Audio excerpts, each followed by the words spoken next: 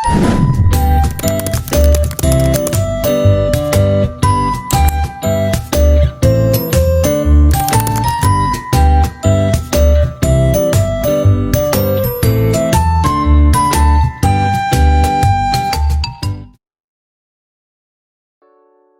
pertama, pengukuran tes biasanya terfokus pada pengukuran kemampuan atau pengetahuan secara spesifik, sementara evaluasi melibatkan penilaian yang lebih luas terhadap kinerja, kemajuan, dan hasil belajar.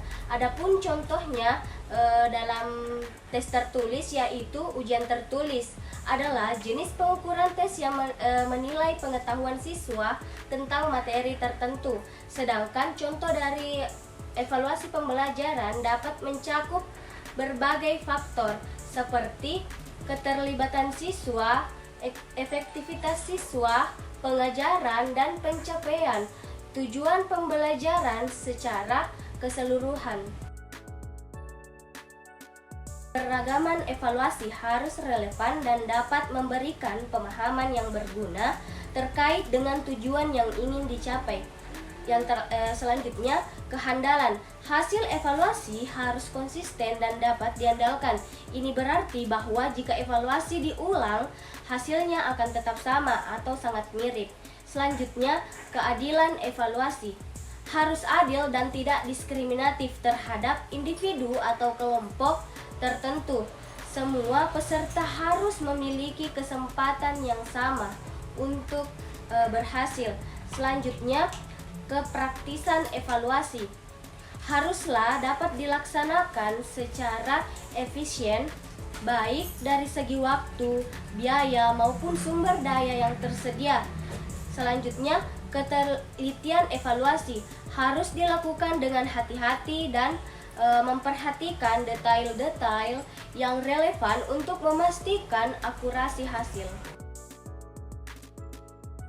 Evaluasi formatif dilakukan secara pembelajaran untuk memberikan umpan balik kepada siswa dan guru agar dapat memantau kemajuan dan memperbaiki proses belajar mengajar.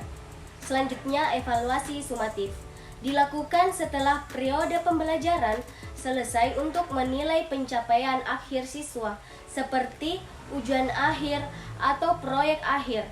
Yang ketiga, evaluasi diagnostik dilakukan sebelum pembelajaran dimulai untuk meningkatkan atau menilai pengetahuan awal dan keterampilan siswa, membantu siswa dan guru untuk merancang pembelajaran yang sesuai. Selanjutnya, evaluasi formatif.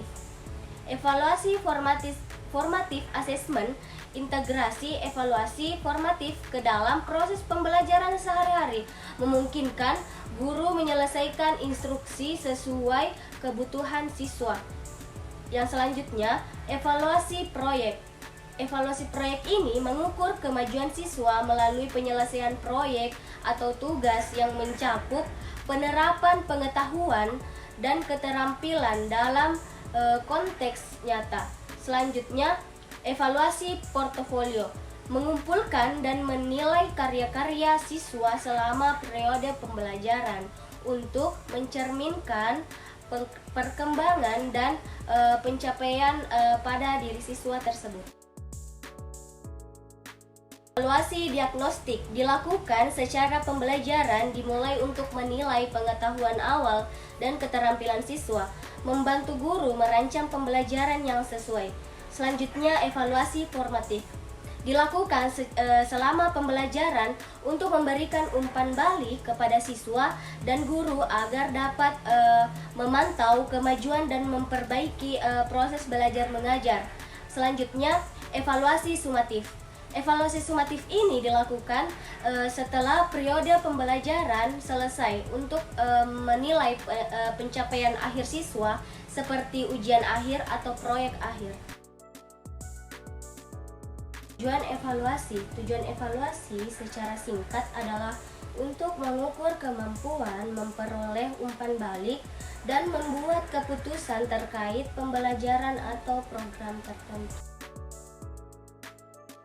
Sasaran evaluasi adalah tujuan spesifik yang ingin dicapai melalui proses evaluasi. Ini bisa berupa penilaian terhadap pencapaian tujuan pembelajaran, kualitas program, atau efektivitas kebijakan.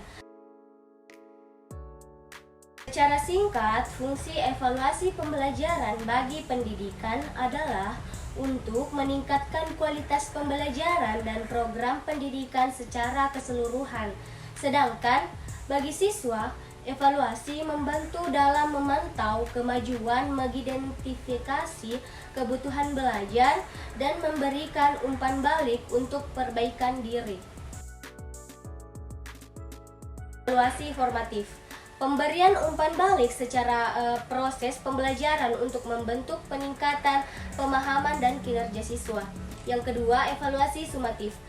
Menilai hasil pembelajaran secara keseluruhan setelah suatu periode pembelajaran selesai, seperti ujian akhir atau ujian akhir evaluasi berbentuk proyek semisal. Yang ketiga, diagnostik dilakukan sebelum pembelajaran dimulai untuk mengidentifikasi pengetahuan dan kebutuhan belajar siswa, membantu merancang program pembelajaran yang sesuai. Perencanaan penentuan tujuan evaluasi, memiliki metode evaluasi dan merencanakan waktu serta sumber daya. Selanjutnya, implementasi. Melaksanakan evaluasi sesuai rencana seperti memberikan tes atau tugas kepada siswa. Yang selanjutnya, analisis data. Menganalisis hasil evaluasi untuk memahami pencapaian siswa dan efektivitas pembelajaran. Selanjutnya, umpan balik. Memberikan umpan balik kepada siswa dan menggunakan hasil evaluasi untuk meningkatkan pembelajaran di masa depan. Adapun contohnya yaitu seorang guru matematika merencanakan tes formatif untuk mengukur pemahaman siswa terhadap operasi hitung dasar. Mereka memberikan tes tersebut kepada siswa untuk agar siswa tersebut menganalisis jawaban mereka, memberikan umpan balik, dan menggunakan informasi dari teks tersebut. Selanjutnya, untuk menyesuaikan rencana pembelajaran mereka. Tes adalah metode evaluasi yang menggunakan instrumen formal untuk mengukur pengetahuan, keterampilan, atau sikap siswa. Contohnya, tes termasuk yaitu ujian tertulis, kuis, atau tes praktikum. Non-tes adalah metode evaluasi yang tidak menggunakan instrumen formal, tetapi mengandalkan observasi, diskusi, atau penilaian kinerja siswa. Contohnya termasuk proyek, presentasi, atau portofolio siswa.